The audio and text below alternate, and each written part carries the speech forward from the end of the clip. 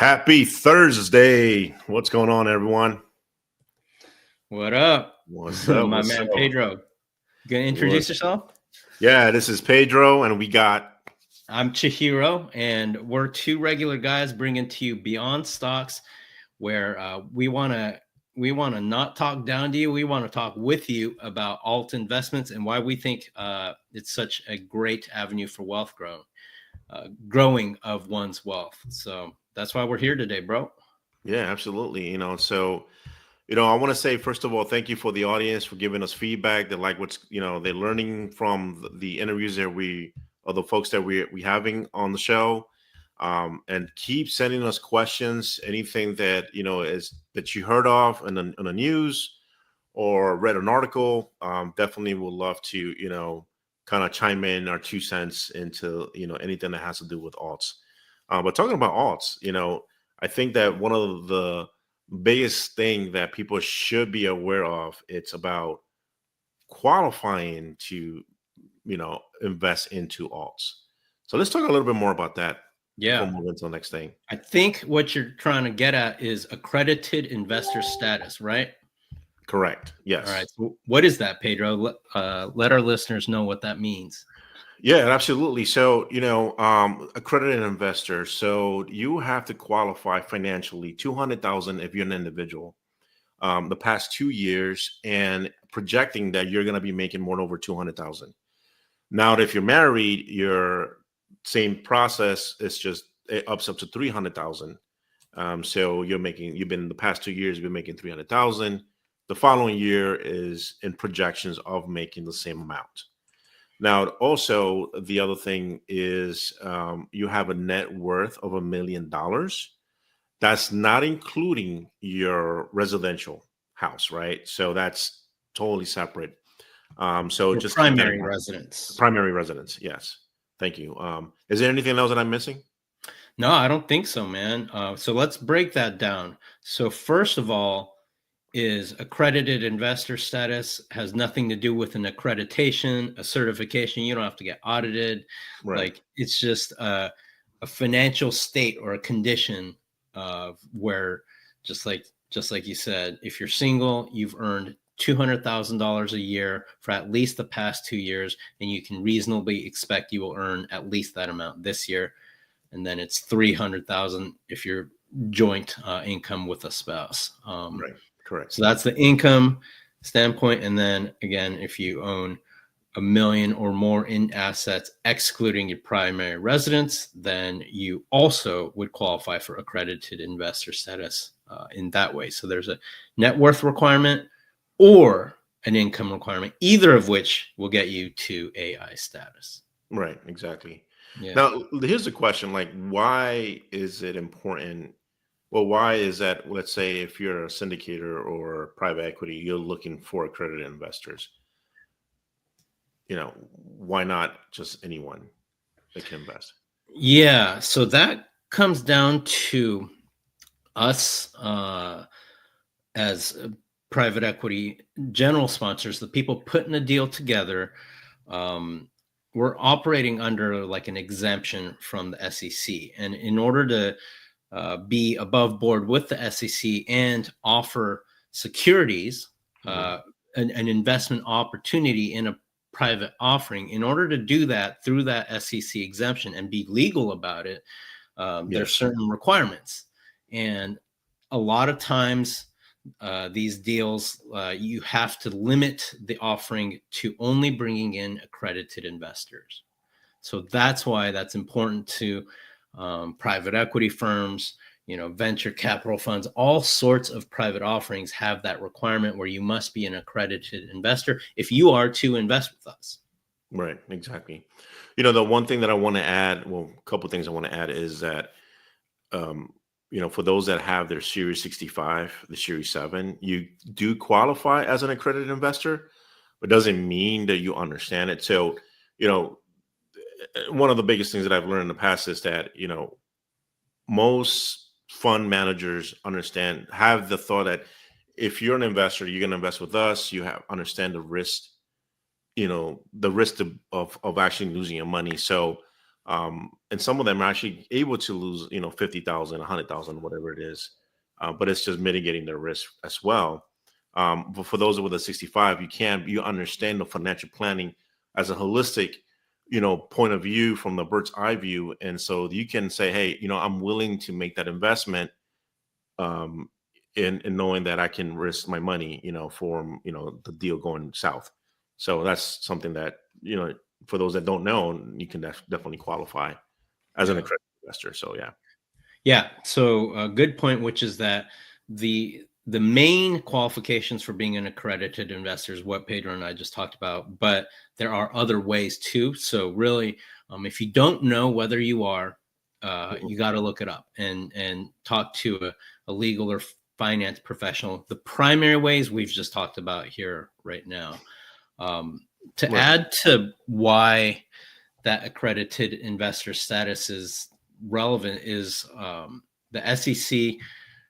Maybe this is arbitrary, man, but they've decided that if you have that level of financial means or income and or net worth, then there's an implication that you understand investments better than somebody who makes less than that.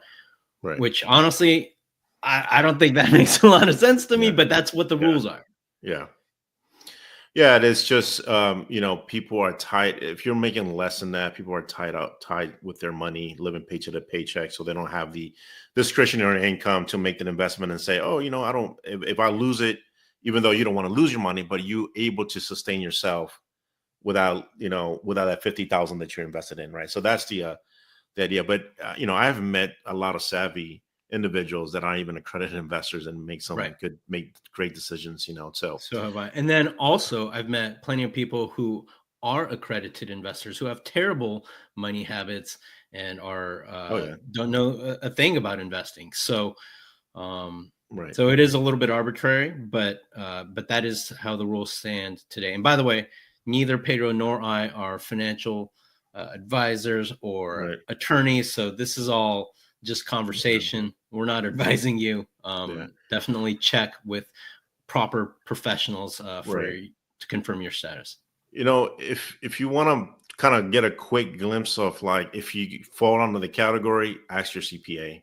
Yeah, Yeah, because they're definitely they the ones who do your taxes, so they can yeah, definitely kind of give you a quick analysis on that or a quick answer. I mean, yeah, so yeah. So now we talked a little bit about credit investors. What is the criteria? Now I know that there is a new law that just came out right about a week and a half ago. We just talked about this earlier. yeah. So it's not a law. It was Oh, uh there's a term for it. It's not a law, but basically it is a new definition to accredited investor status. But okay. before we get into that, Yeah. um, you know, Pedro, your and I mission is to like let people know, hey, there's this whole world of alternative investments, and the reason Right. being an accredited investor is so valuable is even within alternative investments, a lot of them are going to be limited to AI status, and so if you have that, then it gives you kind of the full complement of offerings that are available within the alternative investment space. And so that's Mhm. why that's so valuable to achieve that accredited investor status, because then you can invest in private equity, in oil and gas deals, in Mhm. venture capital, in all sorts of stuff that might not be available to you, probably aren't available to you if you're not an accredited Okay. investor. Right. Correct. Yeah. Yeah. Absolutely. So the door's open once you get to that level. Yeah. Um, and look, and if you've been in business for a long time and you're not aware, I'm sure if you at least making 200,000 or so, um, just keep that in mind. You can definitely, reach out to us if you have any questions. But yeah, it's I've so far talked to like about 7 people, and they say, "Hey, I had no idea that I was an accredited investor." Because in their minds, and I'm sure it was in my mind too, in your mind, that you have to have like millions of dollars, Mhm. just to be an accredited investor. But no, I mean, someone who's in the software engineering space, a doctor, right? They qualify as a accredited investor based on Yep. depending where you're at, right? But yeah, based on the Yeah. income they're making. Yeah, and they haven't inflation adjusted that definition for a very, very long time, like many years, possibly decades. So, $1 million today isn't what it was, 5, 10, 15, 20 years ago, right? Yeah. They have not made any upward adjustments in that number. But so back to what you brought out. So there's a new verification rule, new policy. Thank you. Yeah. As it relates to accredited investors, which I got word of this actually through Facebook because I follow a well-known securities attorney. I'll shout him out. His name's Mauricio Raoul. I've never been a client of his, but I certainly know of him and have known him for years. So anyway, here's the deal: is this is a decision, that a policy move that makes it a little bit easier for an accredited investor to invest in the deal. So at the risk of getting a little too technical, but under a Reg D 506C offering, a deal sponsor, an issuer of the securities, they can generally solicit, meaning they could take out ads and say, hey, here's our deal, please invest with us. They could rent a blimp, whatever. They could do whatever they want to advertise and market that deal. However, the catch is, under that exemption, Reg D 506C, then in exchange for the ability to generally solicit, they have to get each of their investors independently verify that they are in fact accredited, which typically means they need some sort of financial professional or a legal professional to vouch that, yes, my client, John Doe, is in fact an accredited investor. I've been doing his taxes for the last 3 years, whatever. And so a lot of accredited investors don't like that, because they don't want to be sharing their very confidential financial information with anybody other than people that they trust, much less sending it to some independent third-party verification company. And so that's a piece of friction for people to invest into a deal. The change now is that if the issuer, so the deal sponsor or the general partner, the company or persons who are bringing the deal and raising the capital, if they have a minimum investment amount of $200,000 or more, then the SEC has now stated that if somebody meets that threshold, then they don't have to prove through an independent party that they are in fact accredited. The amount alone, and then them personally vouching in writing, yes, I am accredited, and then writing a $200,000 plus check means they're accredited. So it makes it easier. It removes that effort on the part of the investor to prove that they are accredited. So that is a new thing from about 2-ish weeks ago. No, yeah. I was just talking to a client of mine, and they asked me the same question, which is why I reached out to you. Because I was like, wait a minute, I think I read Chihiro sent me this. They are, so, for those that are actually investing through a platform, there are platforms that take the money, put it in the fund, so the general partners will go and make the investment. So there are platforms that can actually do the vetting. And it'll be more streamlined, but it still have that. You still have the investors' resistance, right? Like, I don't know if I would feel comfortable, putting my information. So, but if you got the $200,000 check liquid, hey, you don't have to go through that process. Yeah. Now, one thing to make clear though is, if the minimum investment, let's say, is 100,000, but then this person chooses to invest 200 or 250. That does not meet this this definition. On the issuer side, it has to be a minimum investment of 200K or greater. Okay. Yeah. So okay. Yeah, and I'm sure this policy was enforced because someone was probably complaining, or asset managers like, hey man, these people don't like to verify themselves, but they got the money. So yeah. And I mean, I've personally run into that. Into investors expressing that, like, Right. hey, Yeah. I will not, and this was this is somebody of extremely high net worth.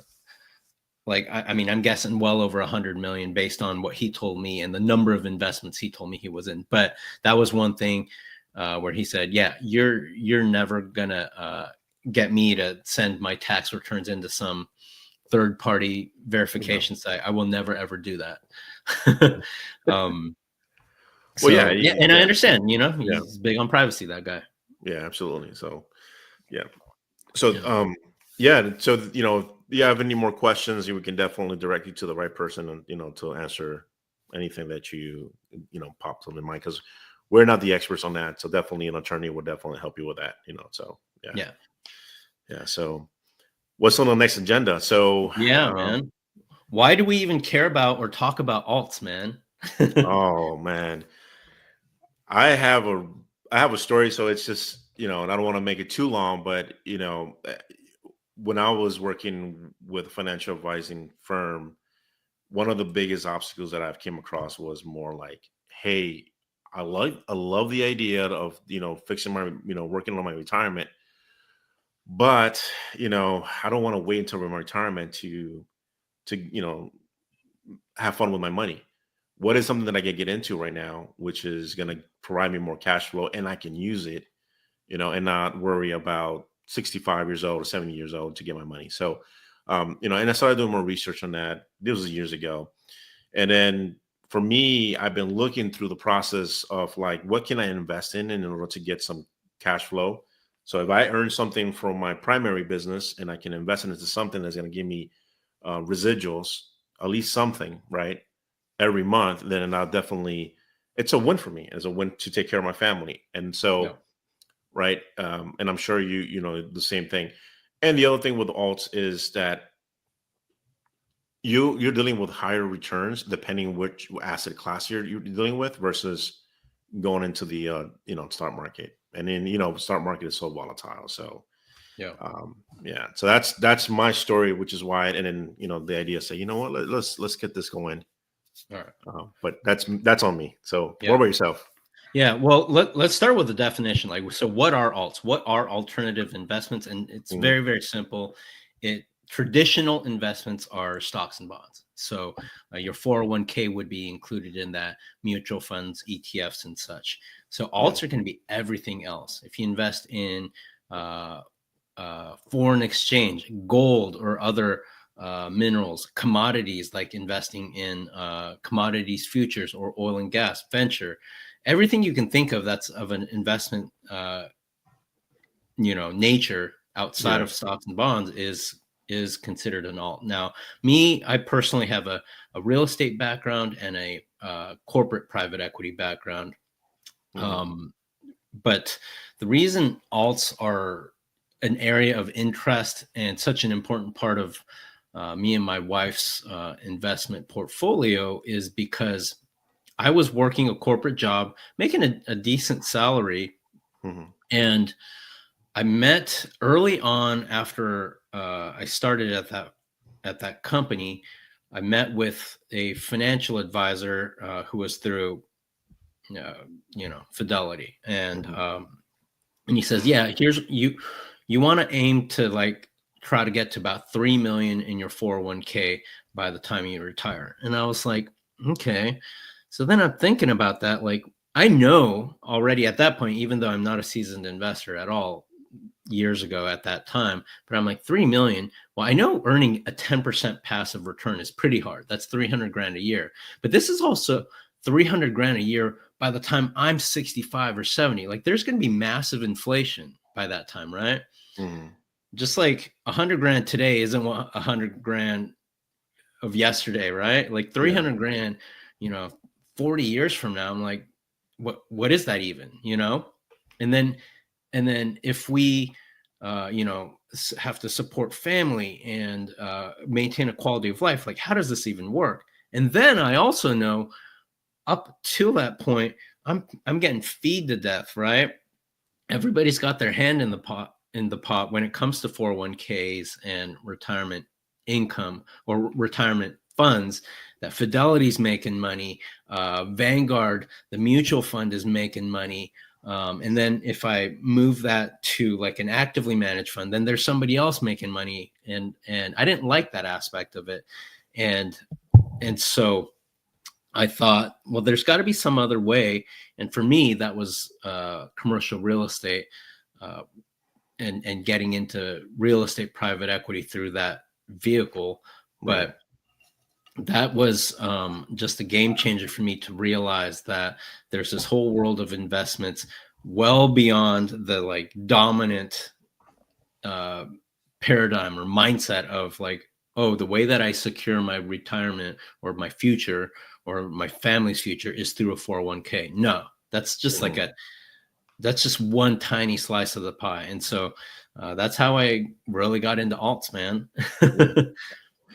I like what you say, that's just one tiny part of the slice, and I'm sure there's a lot of people who started in real estate. I started in real estate. I did wholesaling to flips, right? And then got into commercial as well, real estate. But I can tell you that a lot of people like to keep their portfolio in just one asset class, which is fine. But within that asset class, like diversified, so like let's say if you're in real estate, if you got some holds in single family houses, also diversified into multifamily or storage or whatever, right? Coming from the financial planning mindset, definitely you want to diversify your portfolio. Like Chihiro said, like, that's just one part of the pie. Because if you just focus, if you put all your eggs in one basket, is going, and something happens, then you're relying on that money for you to support yourself for the current time or for the future, which is it can be a big problem, a big risk, right? So which is why we're doing this. And beyond real estate, there is business acquisitions. There's, for instance, there's a guy that reached out to me and said, hey, I am an investor for those that are looking to acquire a business, equity investor, but they have to be just like main shares. Like we had this conversation before with main shares, but they have to be qualified with SBA. They already have that, pre-qualification letter, everything, that if they're going after a business, tequila barrels, whiskey barrels, right? As another thing, like, so, learning to, you have to look at your entire portfolio and say, okay, how much of these 40%, is going to be real estate and business, and then the other percentage is going to be maybe stocks. But if you don't want to have stocks, that's fine. But how to diversify it and understand that pie, and then just increase it, decrease it, however it fits you throughout the years. And so it's really, really important to do that. So me personally, I started with real estate, but I'm just gonna say, like, that is not the all to be all type asset class that I'm just gonna stick to that. There's a lot of other things that you want to get involved, right? From energy, now they're doing even as even investing, which is a risk too, but investing in startups, right? But which startup companies you're going to invest in? That's another thing too, right? But that you have to have stomach for that, because if you're going to invest in startup companies, then you, like I always say, you playing Russian roulette, because you don't know that company is going to take off. But yeah, so yeah. So venture is it takes stones to play in venture, and really ideally, like at least at my level, right? I'm small potatoes. Like if I were to invest in venture, it's going to have to be through a fund where I can at least be like, I'm not going to put a big chunk of cash into like a single company, that's quite risky to do that. But maybe if there's a venture fund that'll take a small investor like me, yeah, I'd definitely be down to consider that. Yeah. What other where I can be diversified across, 5, 10, 20, 30 startups in their portfolio. Right. Yeah. So, typically those that actually invest in startups, pre-seed are angel investors. I'm not an angel. I'm not going to go and save you right now. Maybe when I get older and I can, and then my retirement is good and everything, then I could probably, jump on into something like that. But yeah. What other alts have you come across that it's not really in anyone's mind, but it's there. So here's one. I know of a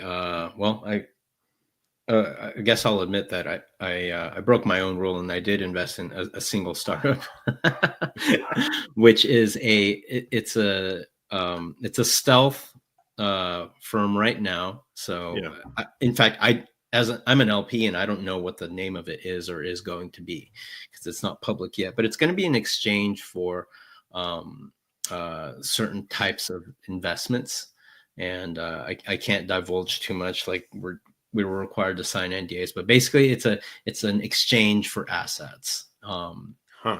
And That's interesting. it's a potential game changer, or it's a potential zero, man. You know, Yeah. this thing, it's either going to be, it's going to go to the moon or it's going to be a zero. Yeah. There's no middle ground with something like this. Wow. So that's the Interesting. nature of venture capital. Right.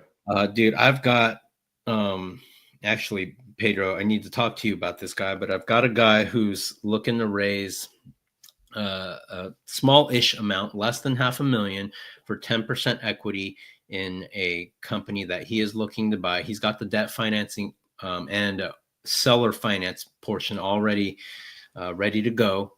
The Mhm. current operator is going to stay on for 12 months before they move on with their life. But yeah, he's buying this company. It's a they are in manufacturing. I'll say Oh in wow. metals. They fabricate stuff.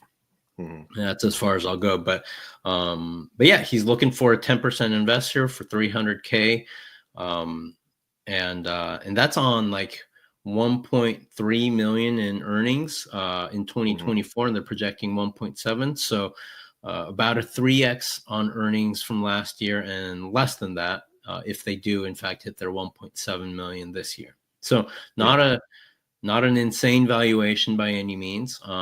The risk is, this guy's going to be a first time operator, but Hmm. he's a smart guy, he's a hustler, and the current operator is going to stay on for a year. So Yeah. So is 300 or is it 500,000 raise? 300K.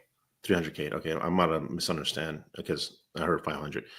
Interesting. Yeah. Let's talk offline with that Yeah. to kind of see how that pans out. Yeah. Yeah. So these are the examples, that we're talking about, right? So you're an investor, you're just trying to work with somebody. Now, before I continue with that, I do want to bring something up that is really important, right? Due diligence. And I always keep putting posts about due diligence on LinkedIn and Facebook. And here's a couple of things that I've learned through my experience in the past, and also working with other investors, is that um, you want to understand, you want to know who's the operator, what's the track record, right? The timing of the business, because if you're going to jump into something that it's maybe oversaturated, you got to have a good budget for marketing or standing out, whatever it is, branding. Is going to cost you a lot, and then also the team. Who is in your team, right? Can you rely on team if you happen to not be in the business that week because of, you trying to bring on the business something, trying to increase more sales or whatever it is, right? You have a team that's going to back you up. So Yep. that's a couple of the basic things that you should be able to look into someone, because I have met several people that say, "Hey, I'm looking to raise $1 million," and I was like, "Okay, cool." They have the pitch deck, but they don't have any advisory team. They don't have members. They don't have a track record. I'm like, Man, I run into that so often, Pedro. Exactly that thing you just described, yeah, where people don't realize, man, as hard as it is to raise capital, it's way easier than operating. And Vince, uh, our guest last week, he said the exact same thing, man. yeah. Right? You can raise money on charisma, but operating, It's a whole different thing, that's a different beast, and a beast it is. right? Yeah, because if you are operating and shit hits the fan, you got to be very creative, to make sure you're maintaining that budget. You make sure that your team, your employees are taken care of, Yeah. because sometimes your back is going to be against the wall, so you got to figure something out. So those are You know, those what makes. Go ahead. oh, sorry. What I was gonna say is that Being an entrepreneur taught me so many things, but one big lesson you reminded me of with your words just now, which is that when you're an entrepreneur and you're fully responsible for the profit and the P&L of a company, you realize that every single decision you make either makes you money or costs you money. And Mhm. so it makes you very focused, like pinpoint focused on what are the right decisions to make for this company, because everything costs me money or makes me money. Yeah. And you don't have that level of accountability when you are a W-2 employee working in a company. I'm sorry. Like, I will disagree with you to the end of times, man. Like, you don't have that kind of accountability Yeah. working for an employer. Whereas owning a company and being responsible for that, and being responsible for your own money that you've put in and other people's money, and employees, like it's a lot of accountability and a lot of responsibility. It can be very difficult at times, man. I've been through some dark days.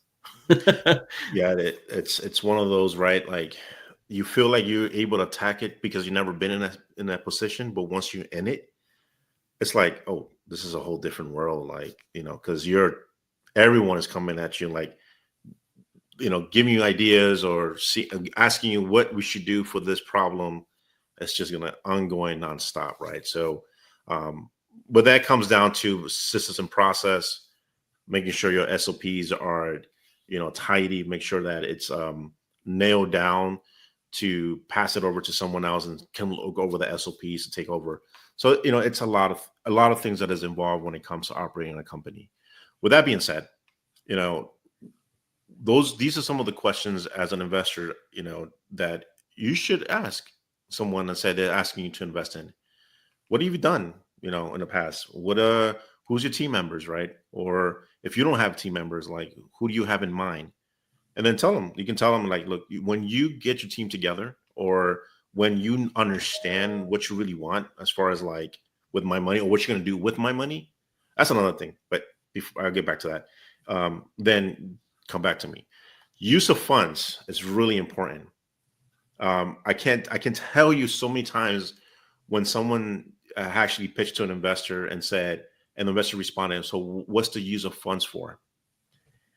They don't have that, broken down into, like, the T, and say, oh, this is how much is going to go to marketing, or this is how much is going to go to, you know, the product itself, or whatever it is, right? So that's going to be really, really important. It's really important to ask that question. So I'm sure you heard that before as Yeah. well. Yeah, absolutely. Um, yeah, I've seen pitch decks where there's no clear explanation of sources and uses of funds, and that, yeah, it's a basic thing that you got to have. Yeah, Like, absolutely. okay, you're raising $3 million. What's it going towards? Yeah. What's the breakdown of it? Yeah, absolutely. Yeah. So with that, that's one segment or one type of business, as far as, like, working with an operator that is looking to buy a business. Then you have other things, right? Like investing in a funds of funds. And I'm sure you can explain that more. I haven't invested in a fund itself, funds of funds, but I'm sure you can explain to us. I have. Yeah, that just means that somebody is creating a fund for the sole purpose of investing in other deals. So, the reason you would invest in something like that is because it gives you access to an investment that you otherwise wouldn't have had. So, Mhm. I'm in one, and we're invested in a bunch of like several different mobile home park funds and self-storage funds. And the reason I did that is because, the minimums for those are institutional funds, meaning, the smallest check size that they're going to take as an investment is going to be far larger than anything I would be capable of investing. Like a Mhm. minimum investment is probably multiple times my entire net worth, right? So how do I get into that? Well, one way to get into it is through this guy who set up a fund of funds. Now he's taken a rip, right? So he has to get compensated for all the marketing and all the work that he's done. And I understand that. But I put money in with this guy, and then now he has, let's say, 20 million, 25, 30 million. Now he has enough money that he can invest with these institutional funds. So, so that is the purpose of a fund of funds, is be an intermediary that aggregates capital that's going to let this guy invest with these big guys. Right. Yeah. Yeah, absolutely. So there's so many creative ways of doing things, right? From into real estate or into business, or there's other people that are doing with crypto. We still don't have anyone that understand crypto, and maybe that's a subject that we should talk about another time. But there's so many, asset classes out there. I know there's a lot of people that are involved in energy as well, healthcare. So there's so many things that should be aware of. Yeah. So as we go, then let's say if you are actually in that kind of category, let us know, and we can definitely get you on the show. All right. Yeah. Cool. Well, thanks for joining us, everybody. We're going to periodically switch around between having guests on and just me and Pedro shooting the breeze like this. So continue sending us your questions and comments. We appreciate them, and it gives us insight into what you want to hear us talk about and what kind of guests you want us to bring on. Yeah, definitely. All right, guys. Until next one. Take care.